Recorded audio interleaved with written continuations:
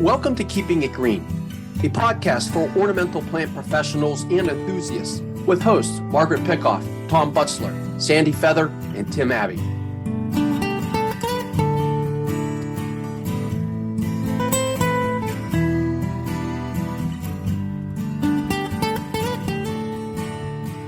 Hello and welcome to Keeping It Green, a podcast from Penn State Extension for ornamental plant professionals and enthusiasts. I'm one of your hosts, Margaret Pickoff. I'm a horticulture educator with Penn State Extension. On each episode, I'm usually joined by only one of my colleagues, maybe two, on the green industry team as co-hosts, but we have a special episode today. And so today, I'm delighted to say that the entire Keeping It Green team will be co-hosting today. And we will be joined by our dear friends and teammates, Jeff Fowler and Tanner Delvalle, who you may know as the hosts of the Fresh Cut Grass podcast. Before we get to our chat with Tanner and Jeff, let me give a quick intro to our co-hosts for today, all of whom you've heard from on previous episodes. So welcome to Tom Butzler, Sandy Feather, and Tim Abbey. Hey, Margaret. How you doing? Hey, guys. Welcome. Thanks to all of you for being on today's episode, which I think will be really fun. Before we bring on Jeff and Tanner, we always like to kind of check in with each other and get to know what's happening in each part of our region that we cover, what's going on at work, what are you seeing in the landscape? So yeah, maybe Tom, we'll start with you. What are you seeing out there? When we've talked about the past couple podcasts, everything's bursting into blooms. People are mowing their lawns, buying trees, installing them as I walk through the neighborhoods. So yeah, a lot going on. And I've mentioned this in the past couple podcasts that I've appeared on. The spongy moth has hatched, and so the calls are starting to be generated and coming into the offices. So we'll see what happens here. You typically, if you have a wet spring, it kind of tamps down the population. Up to this point, it has not been wet. It's been dry. And I think most of Pennsylvania has been dry, but we are getting into a couple days of a rain here. So maybe this might be enough of a tipping point to suppress that population. So it'll be interesting to see how this plays out. As I mentioned before, hundreds of thousands of acres are being sprayed on state-owned land, not taking into account private-owned land. So there is a major effort to really try to push this insect issue down a little bit. Interesting. Yeah, we'll keep an eye out on spongy moth for the coming season. I'm sure everyone will be interested in knowing the status of that. Sandy, what about you? You're over on the western side of the state. Well, spring is springing here too. Everything's blooming, and my calycanthus is just popping into bloom right now. So I'm thrilled to see that doing so well. My daffodils are done. I don't really bother with tulips because of deer. So it's been pretty nice. Unfortunately, we're having our own hatch of spotted lanternfly. And unfortunately, I really expect that population to ramp up in Western Pennsylvania in a big way.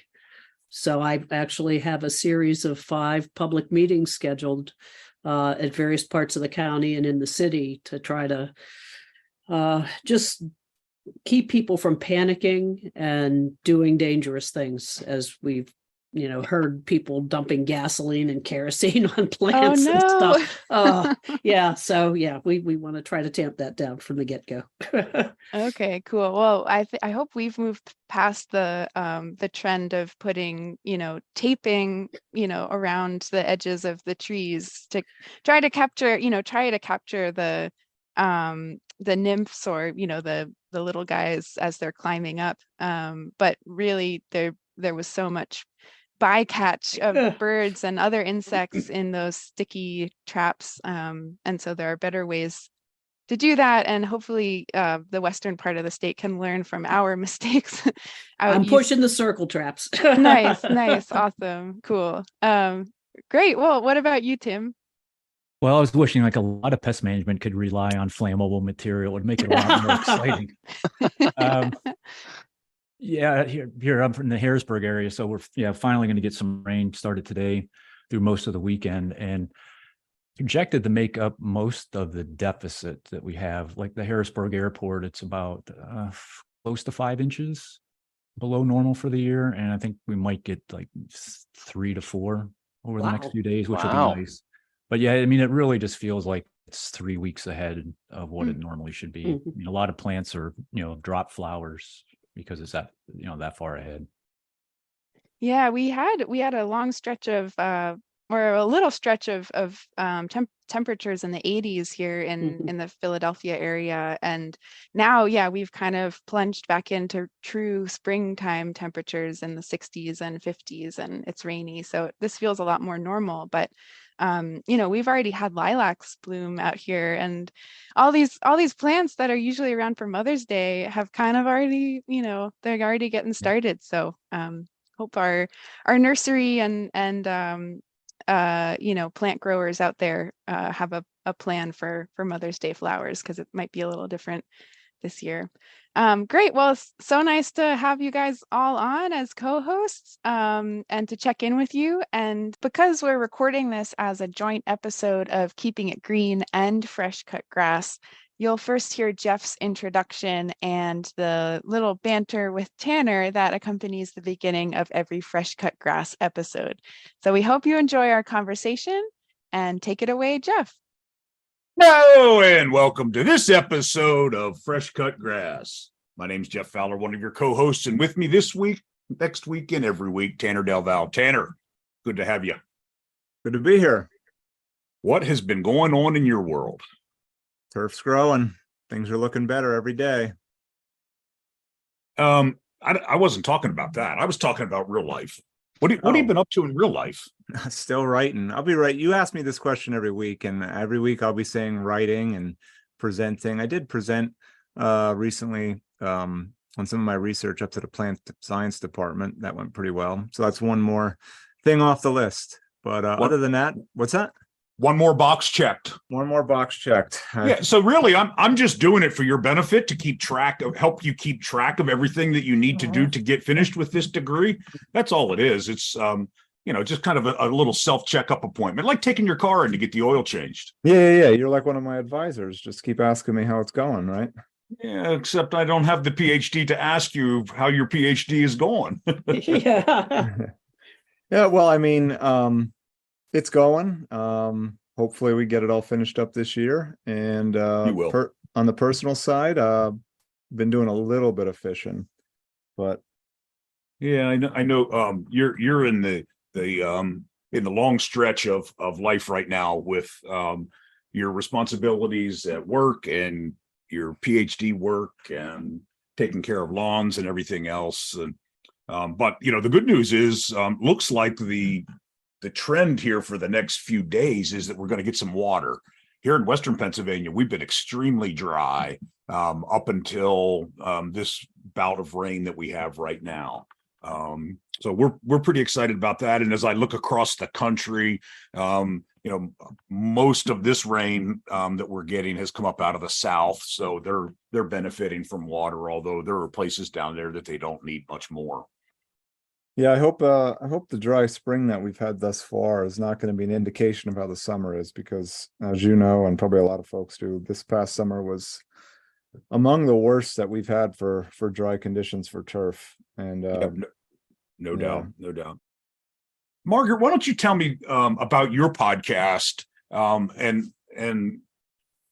it's got a lot of great information in it that our listeners can really truly benefit from as well.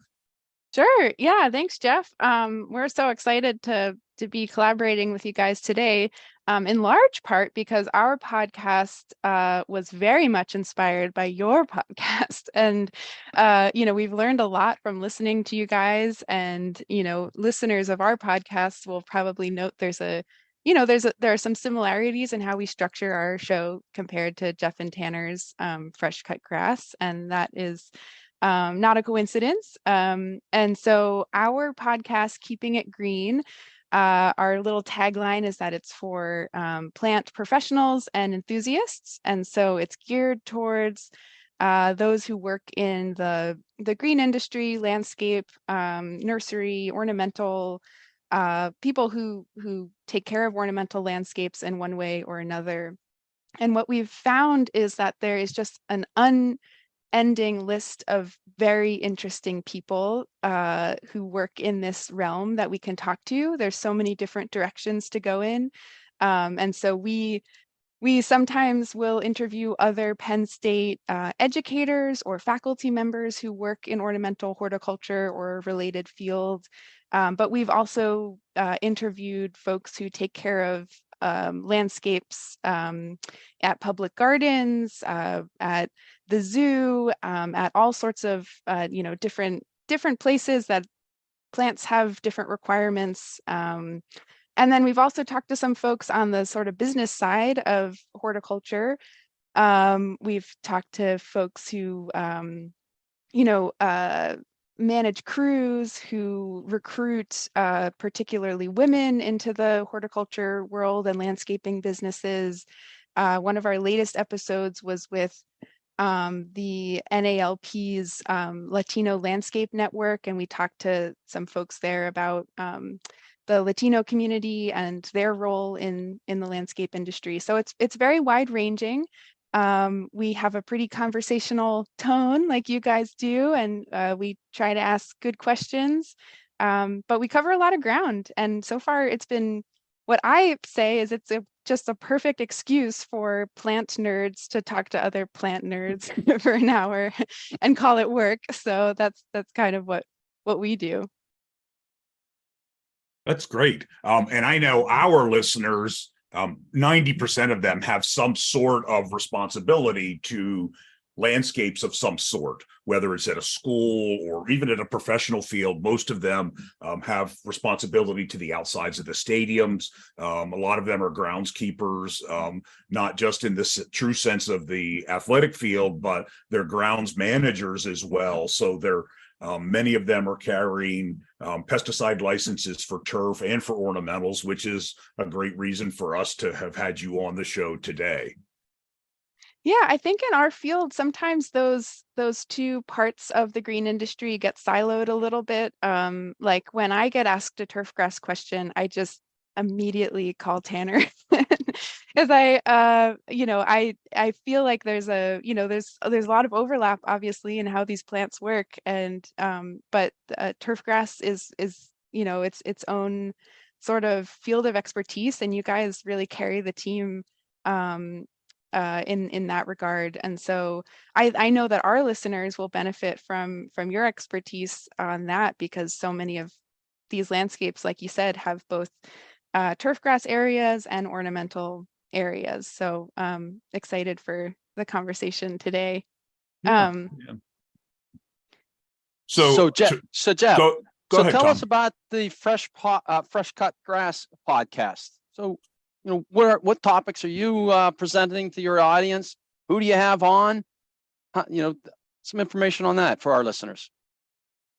Yeah, so we started our podcast about 2.5 years ago. So we're in the beginning of season 3 for Fresh Cut Grass. We are approaching 25,000 downloads in over 40 countries and 6 continents. We never imagined that it was going to turn into what it's turned into. Never. I mean, even in the wildest dreams, Tanner and I started this thing thinking that it would be a good way for us to share information with Pennsylvania listeners to get the word out. During the pandemic, at the beginning of the pandemic, we didn't have a really good way to get information across to people. So Tanner actually came up with the idea to do a podcast, and we put our heads together and smashed them around a little bit, and up came Fresh Cut Grass. So yeah, we have different guests. We'll have extension turfgrass specialists. We have practitioners. We've had field managers from all over the country. We've had golf course superintendents. We've had some folks who have come on just to talk about more of your area, annual and perennial flowers. We've had people come on to talk about that. Recently, we started a little bit of a trivia contest. that Tom, you've been a part of. So we'll call two random people and have them prepare questions, and kind of like a little bit of a Jeopardy style, our own Jeopardy style kind of game that we play. It's been kind of fun to get different questions and different views. And, we have the questions, we give the answers, and then we talk about the answers and say why it's right or why it's not right, or why it could be both of those answers or three of those multiple choice answers. It's been a lot of fun to do those and kind of change it up. I think our next move, actually next week, we're going to be, will be our first episode of having sponsors, corporate sponsors joining us, to help spread the word about fresh cut grass. So I think that's going to really broaden our spectrum of people that get access to it, because our sponsors are going to shoot it out into their media channels, their social media channels, as well as their, newsletters and emails and that kind of news blasts and that kind of stuff. So it's going to, the words fresh cut grass are going to get out there a lot more over the coming weeks. And we're pretty excited about that corporate cooperation that we've garnered. More to come on that. And then our final new thing is we're going to dig back into the mailbag. We have an email address, a vanity email address that's freshcutgrass@psu.edu. So we're going to dig back into some of the questions that we've had come into there and answer them on the show as well. So we're always looking for new ideas and new ways to communicate and educate. I got a You guys question have for some, oh, sorry, I was just going to add, you guys have some swag too, right? You've got some branded items that I've seen, some stickers or. Yeah, would you That's like a one thing stack of them? I would love that. I mean, I'm a sticker person. Whenever I see free stickers, I I have literally thousands of them that Tanner and I could give to you if you'd like to have some. That's great.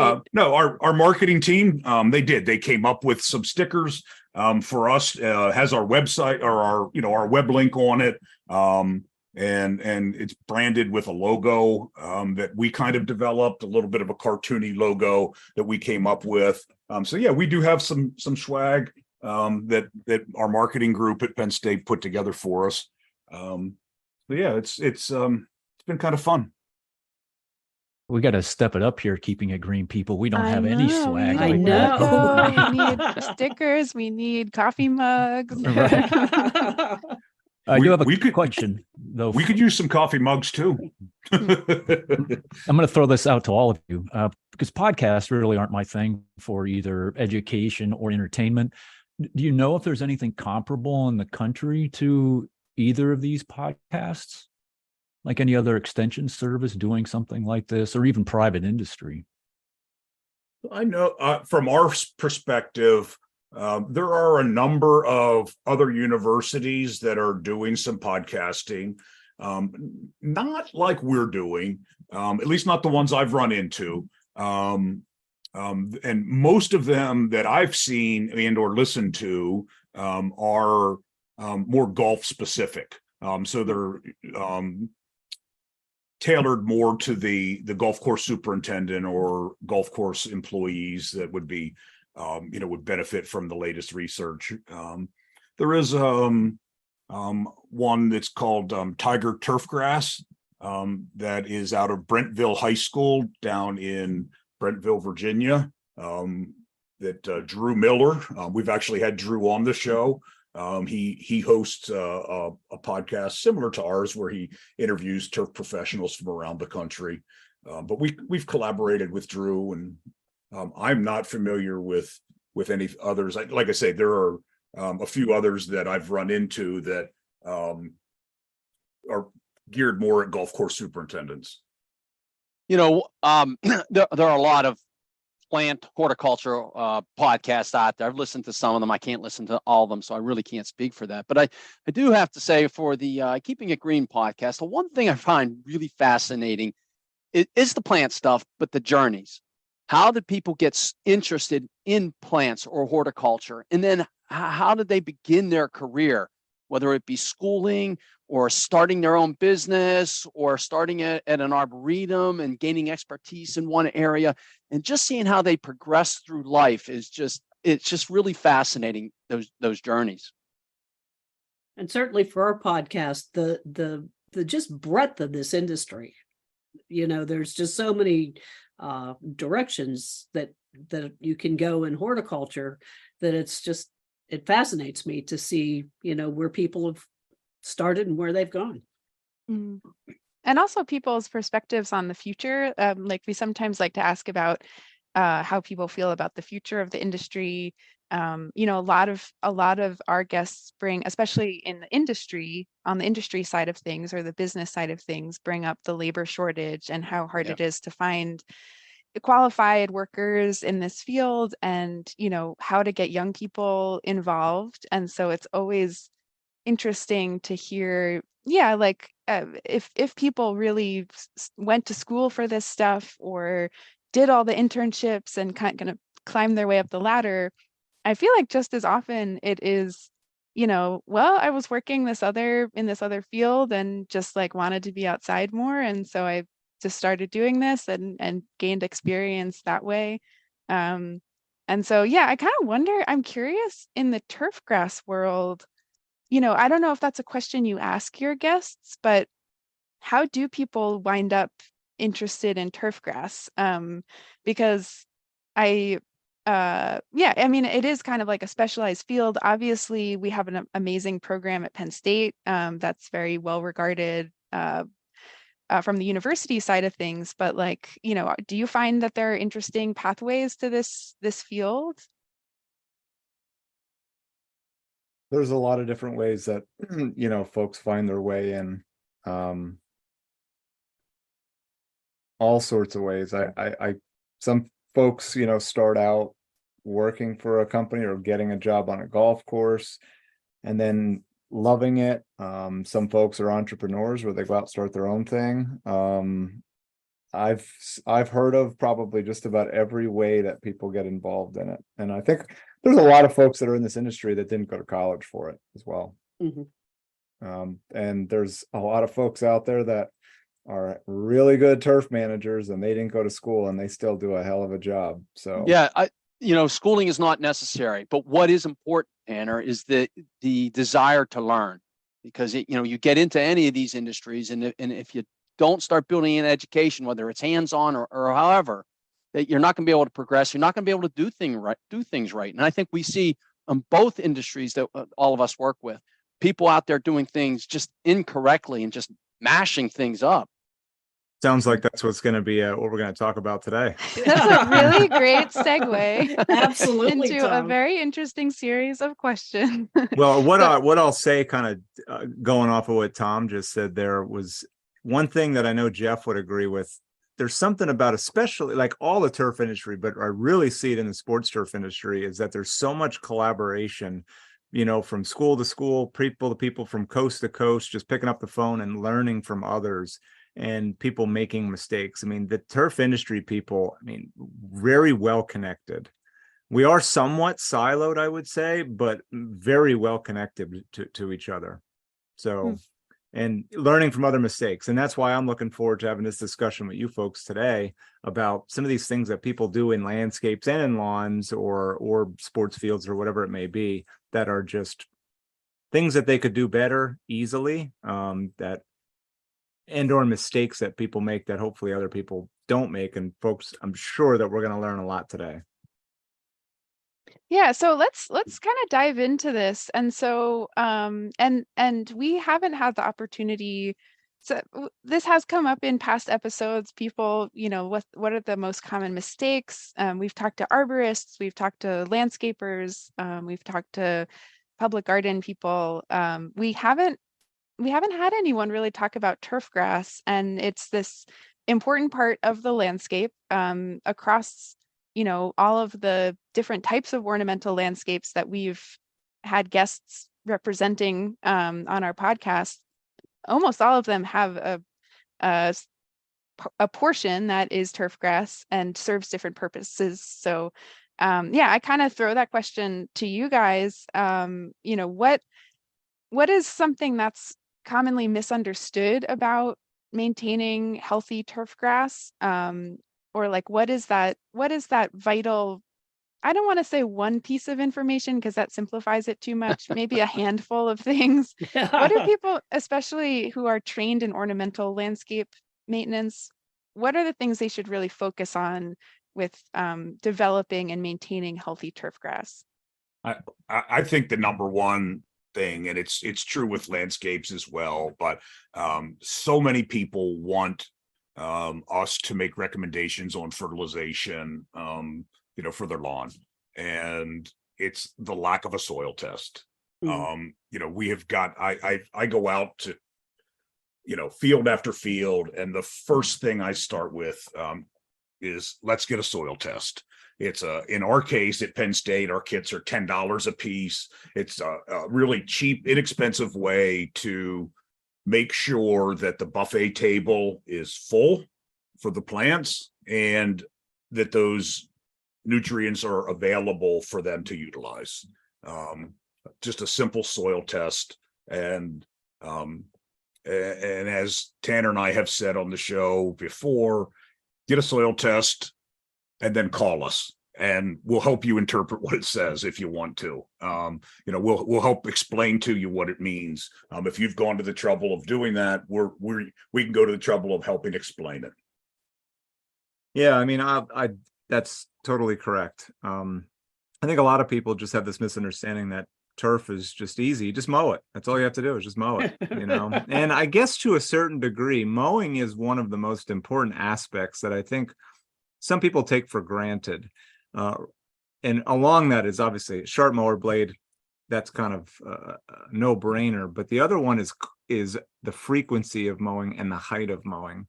The higher you mow, the deeper the roots, within reason. We're not going to mow at 6 inches, but I mean, if you can mow a property at 3 to 4 inches for most of the year, especially in the summer, you're going to have deeper roots.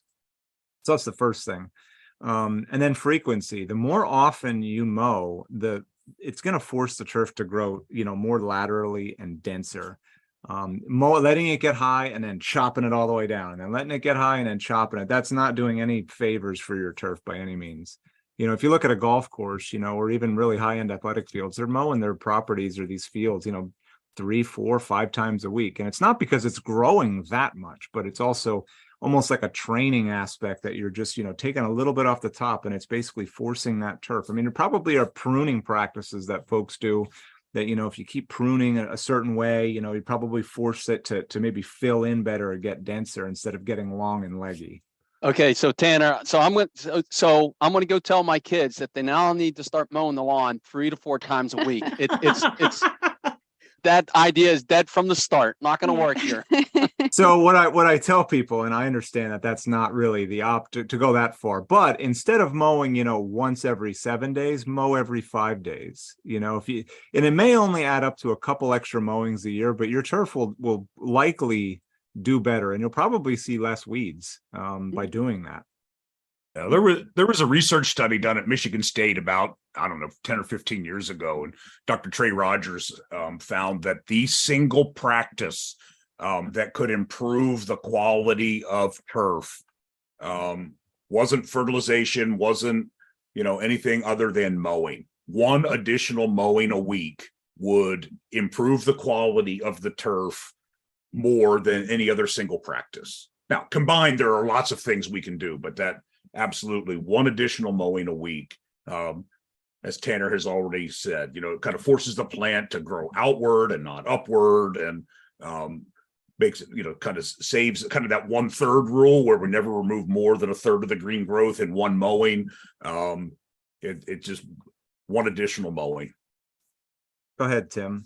This is sort of similar train of thought here. I mean, I look at kind of the turf people you work with, who might be listening to this, or, through your presentations, as an educator, you kind of have the home lawn group, then you have, the municipality parks people, and then you have the more focused, like sports turf managers. So for those last two, I'll kind of set them aside because, through either interacting with you, or maybe they have some educational background in them, or, they should have a better idea of kind of how to manage the turf they're responsible for. But when it comes to the homeowners, what do you think is the biggest mistake that most homeowners make? Culturally, I guess, would be the focus. When you say culturally, do you mean Like mowing, fertilizing, watering? So most folks don't have the ability to water just because of size or water availability or not having an irrigation system. If they do water, watering too often, you want to water, once a week, deep and infrequently. Fertilization is one that definitely will improve your turf. And realistically, it should be done. You could do it a lot, but 3 to 4 times a year, 2 in the spring and 2 in the fall. Is really what you want to aim for. I mean, turf fuses nitrogen. We typically we're fertilizing nitrogen most of the time. There are other nutrients that turf needs, but I think that's something that people lack on. They'll say, I'll do a weed and feed in the springtime, and then they think their lawn's going to be great for the year, and it's not. So that's a big one. Aeration and overseeding is something that, could and should be done, at least maybe not every year, but every other year. I mean, it also depends. It's expectation. You want to have a golf course looking lawn. I mean, you're going to have to do a lot more inputs. If you don't really care, you don't have to do much to it at all, and a lot of it is species selection. I mean, there's a lot that we could really get into, but the biggest thing is, mowing, aeration, overseeding. Depending on what species you have, dethatching is another thing that I know that a lot of folks don't do. Very labor intensive, but you can really make a turf look really nice if you do some thatch removal. How about some ornamental stuff? Yeah, I was going to say, Sandy, how about, we have a lot of turf managers that are our clients, that are our listeners, that also manage landscapes. What kind of information, if you had to list the top 3 things that we should be paying attention to in our landscapes, what are those 3 things? Well, when you think about all the elements of a landscape, the ones that are going to have the longest life in your landscape are trees. And if they are not properly planted, if they're planted too deeply, you suffocate the root system, and that's a tree that's just going to struggle and struggle and struggle and struggle.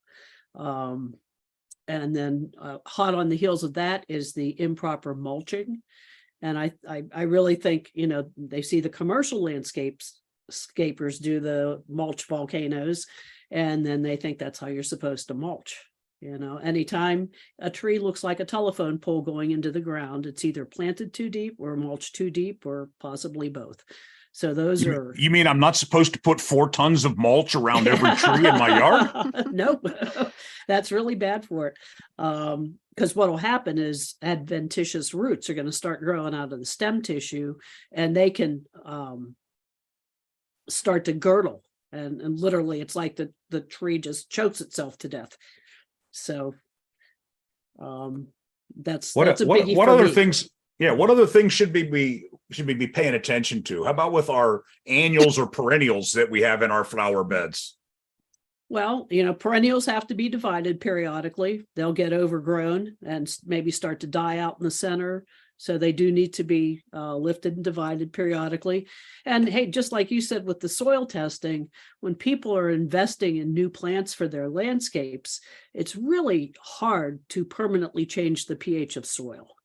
And so if they're picking all these plants that prefer a more acidic soil pH, things like rhododendrons and azaleas and hollies and conifers and stuff,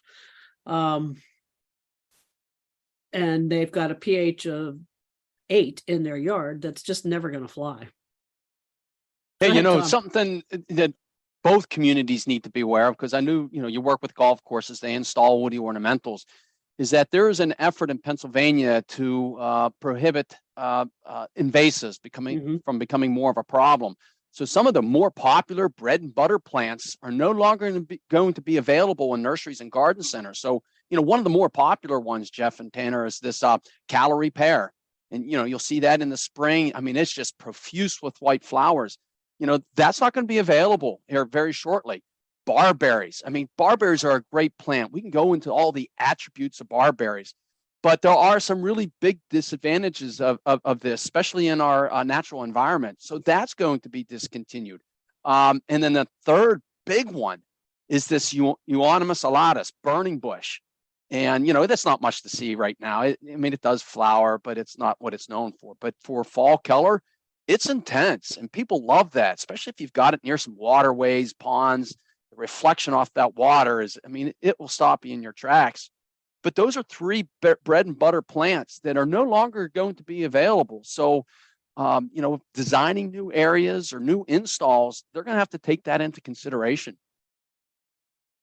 I do want to piggyback off of Sandy's talking about mulch and trees, because I think this is where sometimes the care of lawns conflicts with the care of ornamentals, and that is, don't nick the trunk of your trees with your weed whackers or your lawn mowers, and professionals totally know to do that. Sometimes homeowners are a little bit more lax with getting really close to their tree trunks with their mowing equipment and other pieces of equipment that they use to maintain their lawns, and that sort of damage to the trunk can last for a long time and do some long-term bad stuff to the health of that tree. Sandy, do you want to add to that? I sure do. Unfortunately, homeowners do it, but one of the places I really see problems with that is like in parks and municipal landscape situations. A lot of times, boy, they just want to get the mowing done and they beat the heck out of the tree trunks, or older trees that have surface roots. You can just see where they've been cut repeatedly. And, it would be so much better to put, a circle of mulch, not a volcano, just 2 to 3 inches of it, and not be trying to mow under those trees, not try to grow grass under those trees. Right. And just before we kind of switch to a different topic, while we're on sort of this, going back and forth about maintenance, we should talk about weeds, because that's a big set of questions that we get from both the turf grass folks and the ornamental folks. And so, Jeff and Tanner, weed management in turf is obviously a huge topic, and we could spend a lot of time there, but any words of wisdom on weed management, or identification, how to choose herbicides or other non-chemical methods of weed management? Yeah, for sure.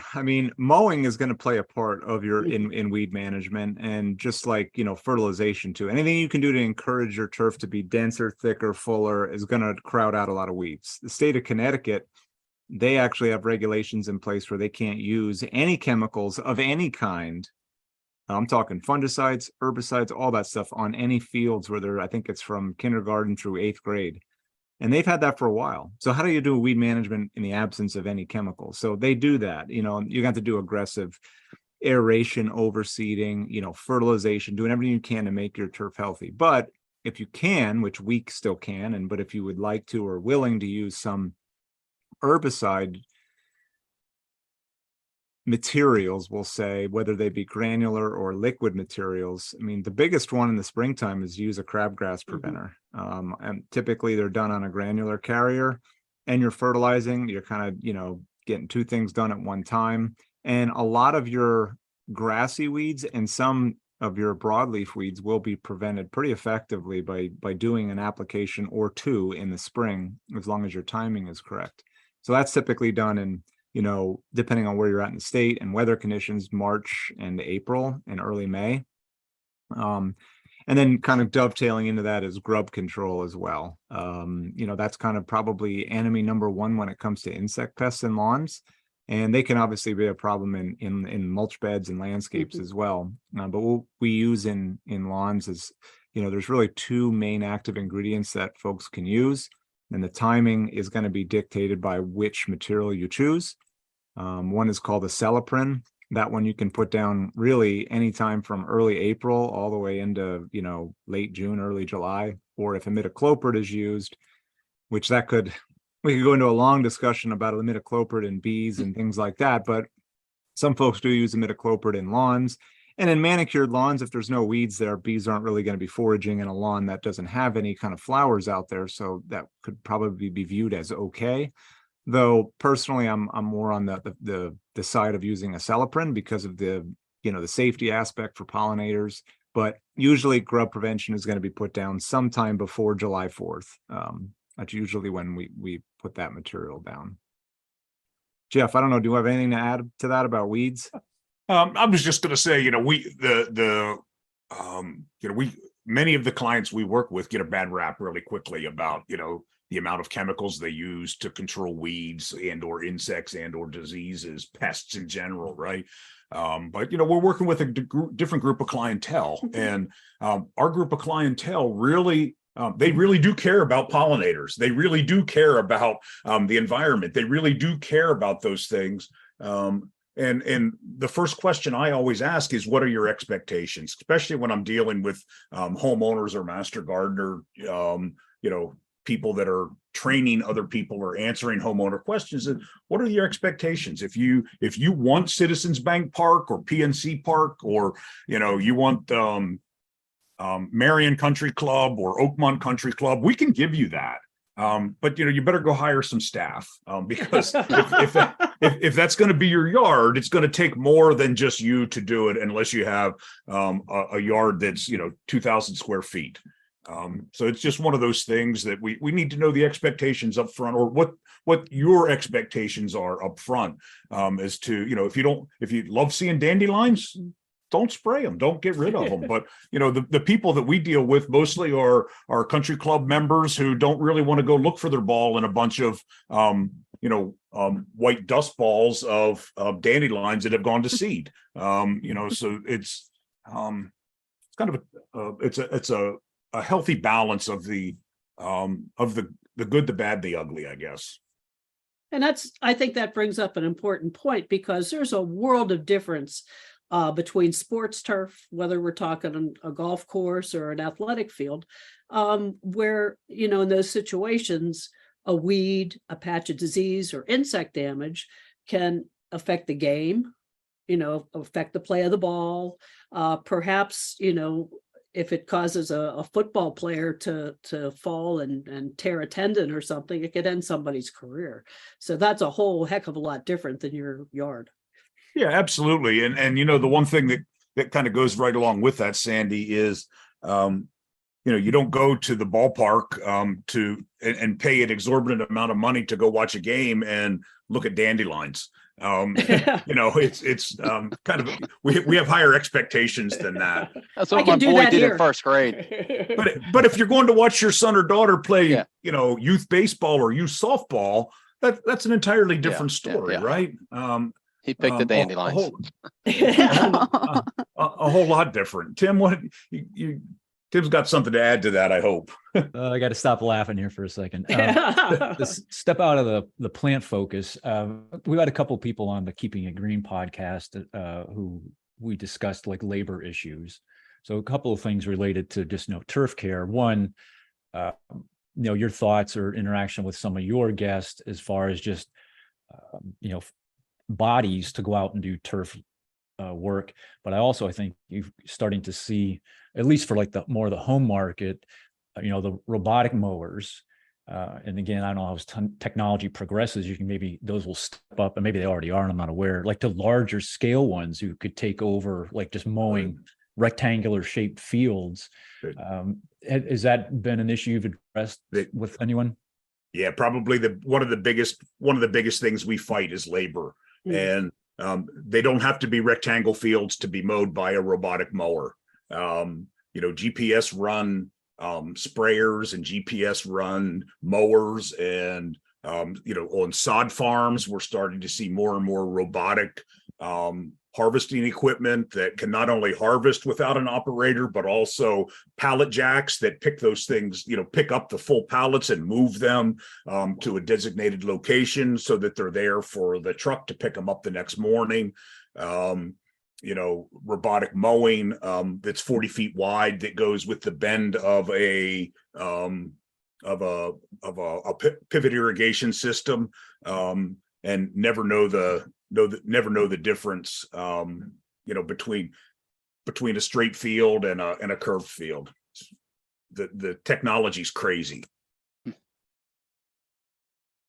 Yeah, I think you see that something like nursery production where some of the larger growers have, switched to robotics.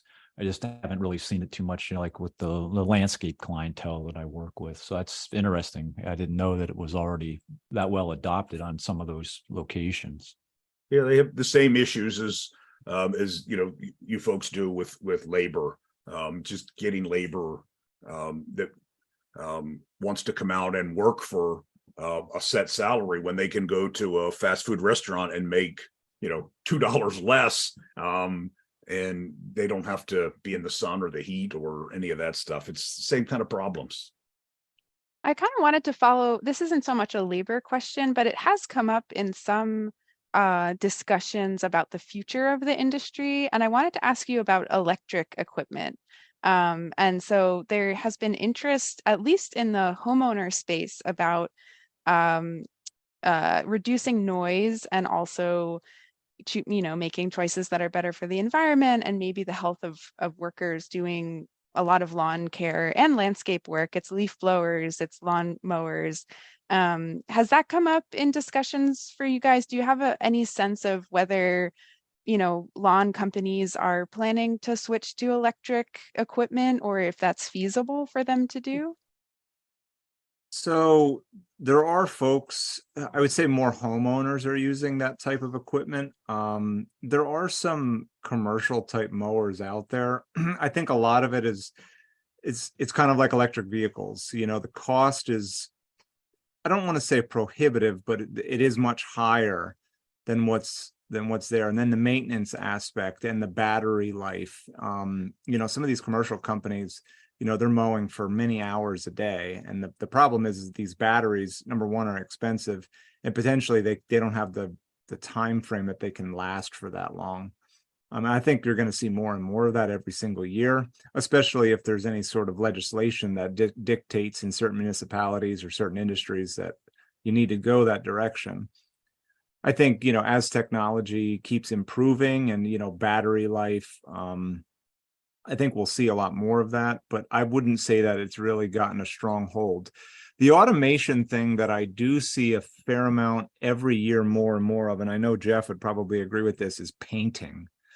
Painting of athletic fields. There's a fair amount of folks that are using either their own equipment that they've purchased or contracted out. Basically a company comes in and will, put their painter on the ground, and it just basically paints all of the different aspects of different sports fields. So that is something where I've seen a lot more electric type used. I mean, with blowers and maybe weed whackers and things like that, there are some electric things, but as far as like ride-on equipment, I haven't seen a whole lot of that, at least not in Pennsylvania to this point. Yeah, I had the opportunity to visit one of the larger equipment manufacturers a number of years ago.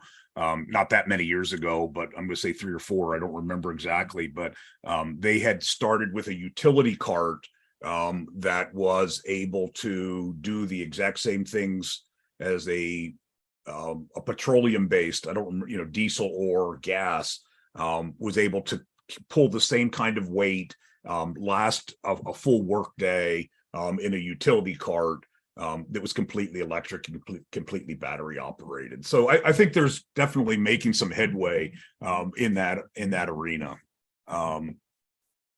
But how about on your side? I mean, I'm seeing more and more homeowners with battery operated weed eaters and blowers and hedge trimmers and those kinds of things. Are we going to be able to go out and prune our shrubs and not have to touch them sometime, or how's that going to work?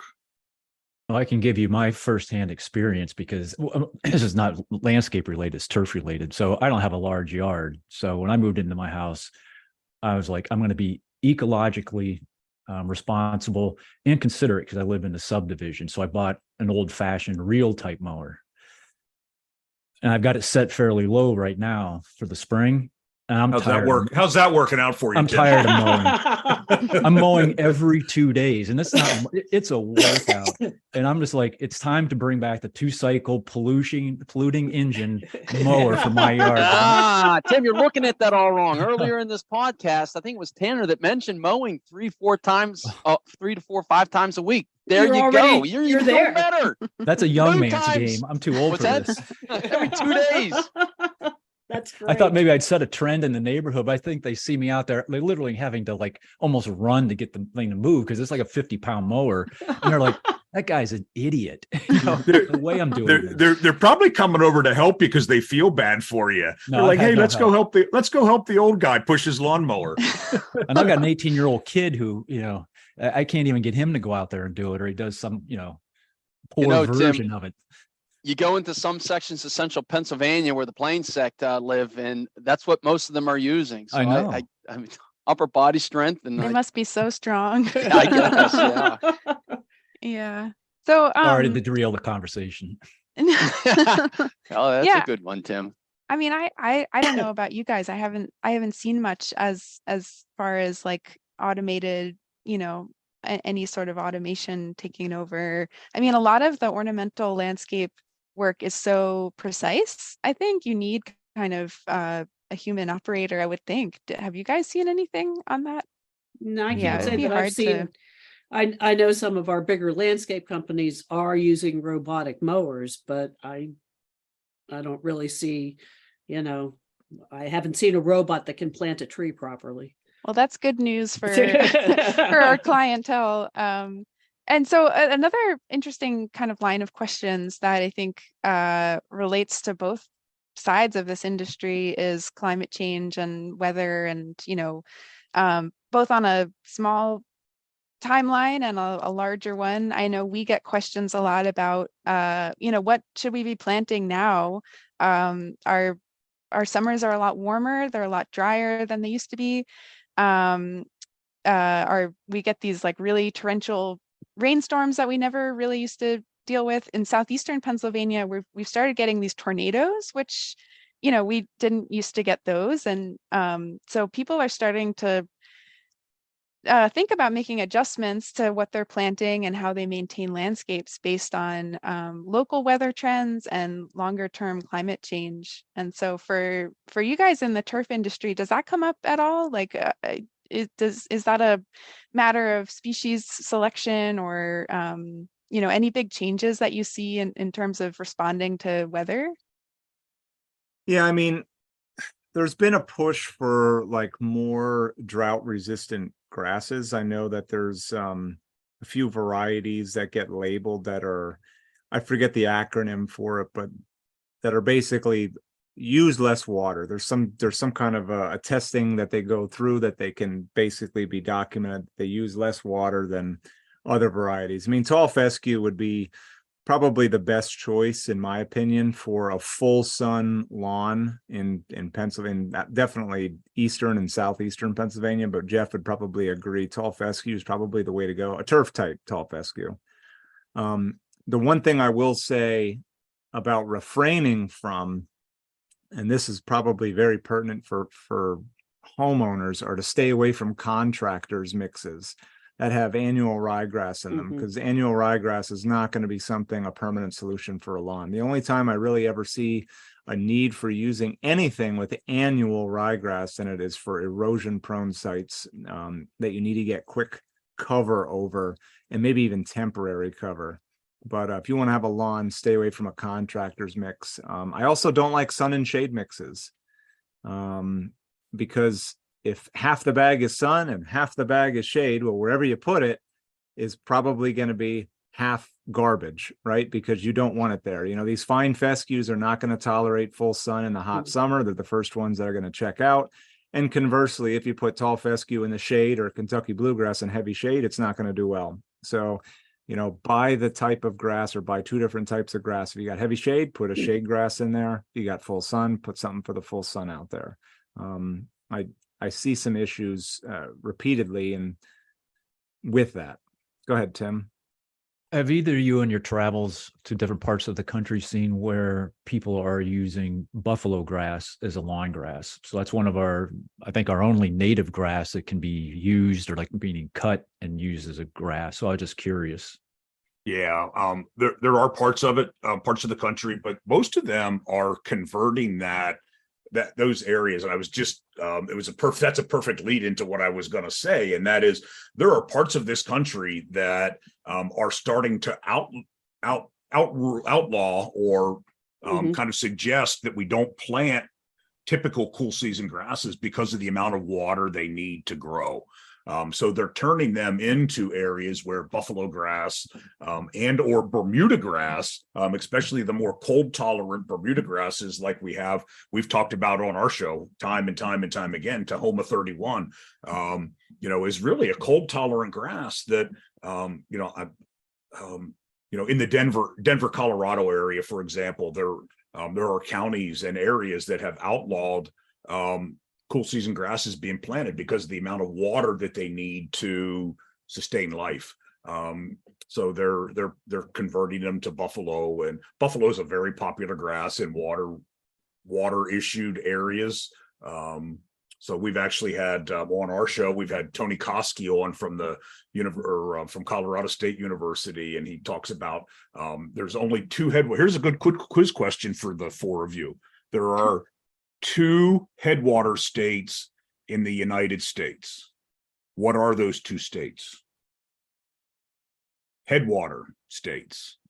So Pennsylvania. you first you need to know what a headwater state is, right? You need to What is it from Mississippi? North Dakota? I thought it was Pennsylvania. Well, no, No, Pennsylvania. for the Mississippi. For the would Mississippi. be North Michigan? Dakota or Minnesota. It's Minnesota, I think. Is that one? Nope. Oh. So the two headwater states, a headwater state means, headwater means it's all water that's in the state runs out of. Nothing runs into the state. Okay. So Okay. there are two. Colorado, all of Colorado's water exits Colorado. Nothing comes into Colorado. Got it. And the other one, if you think about it long enough, is really pretty easy. Hawaii. That's a trick question. Okay. So Colorado, all of their water leaves Colorado. Nothing. There's no rivers that flow into Colorado. Everything flows out. So that's you can probably win a trivia contest with that little bit of knowledge if you also get to ask the question.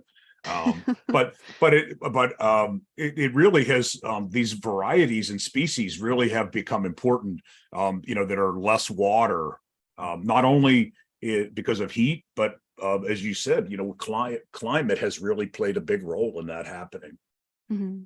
And I think that relates to our part of the industry as well, with plant choices, choosing things that already do well in this environment and not try to bring in, plants that are really, that maybe look really interesting, but are going to require way more maintenance and water and fertilizer and those practices that do conserve soil moisture, like mulching and watering at the right time of day, and encouraging a well-developed root system and all of those good stuff, adding compost and organic matter to the soil. So definitely an ongoing issue, and I'm sure we'll continue to get more questions about that. I kind of wonder, I think it's about time to wrap up. I know you guys often record longer episodes than we do. I think maybe a good question to end on for all of us. So for Keeping It Green, we end our episodes by asking our interviewees what they like to do when they're not working.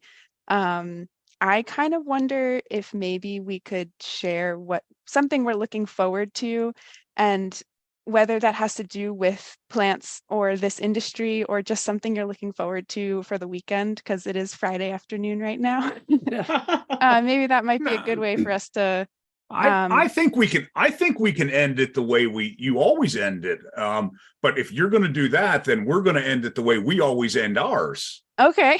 All right. So how about you ask us your end question, and Okay. then Tanner and I'll ask our end question of you four. Okay. So Jeff, what's one thing you like to do when you're not working? So believe it or not, I have a lot of hobbies, but probably the one that I enjoy the most will come as a surprise to the four of you, I think, other than maybe Tom, because Tom has seen some of my work.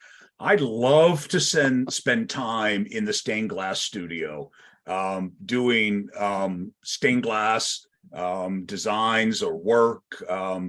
It was a COVID hobby that I picked up when we all got sent home from work and didn't have access to what we normally do in life. So I started doing stained glass, and I've had a lot of fun designing and making stained glass artwork. That's amazing. Cool. I would have never Email some guessed. Very pictures cool. of it. Yeah, please do share some pictures. So you'll have to ask Norma. All of us know Norma on this podcast. You'll have to ask Norma to see the piece I made for her for Christmas last year. Okay. You can just ask her for that, and you'll get an idea of the quality of my work. Tim has a piece of mine. He came out and did some work. I did a bee for him, and he tells me he hasn't posted on his window, but who knows if he really does. He may have thrown it out.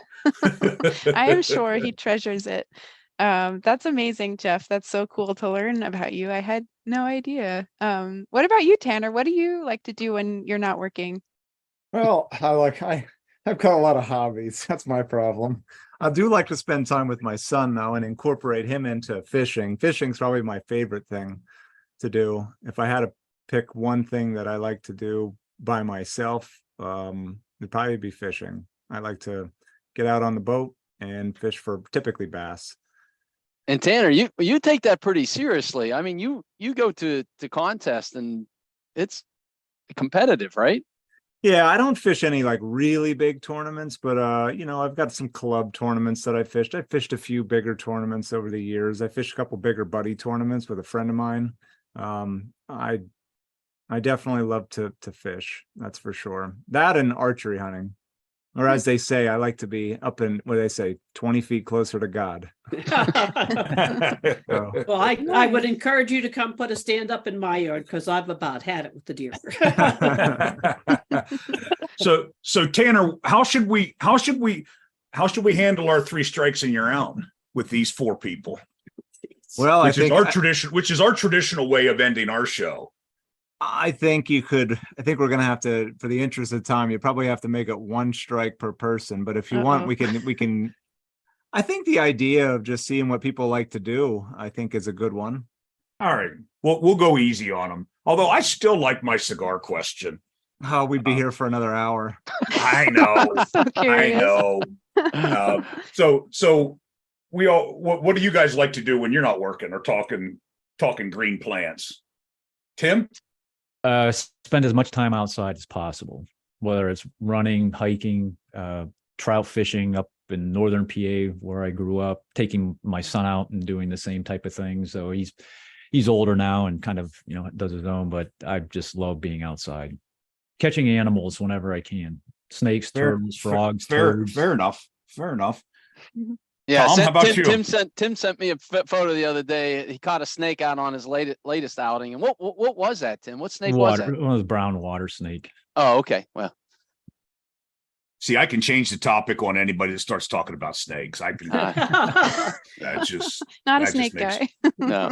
So Tim is really out there just terrorizing wildlife. Is that what we're to understand? I have actually thought about that as I've gotten earlier. I'm like, the amount of fear that I'm putting into them as I'm trying to hunt them down. So, Sandy, how about you? What do you like to do when you're not working? I like to camp and hike. I love to cook on a campfire. That was a short answer. That's what I like to do. Let's see. How about Tom? I know some of Tom's, but let's see what he likes to do most. Yeah, I mean, I think that's like most of you have a lot of outside hobbies, but the one that I really enjoy is going biking up the Pine Creek Rail Trail. It's 62 miles through the Tyodotin State Forest.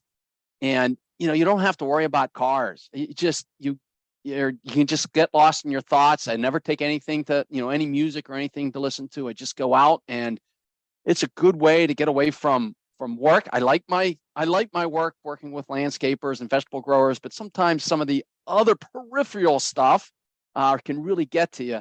So it's a great way to escape and get away from the news. You can't get reception up there. So yeah, I think it's just kind of a mental release for me. Good one. Margaret? Two of my favorite hobbies are I like to sew clothing, something I'm learning how to do, which is very fun and hard.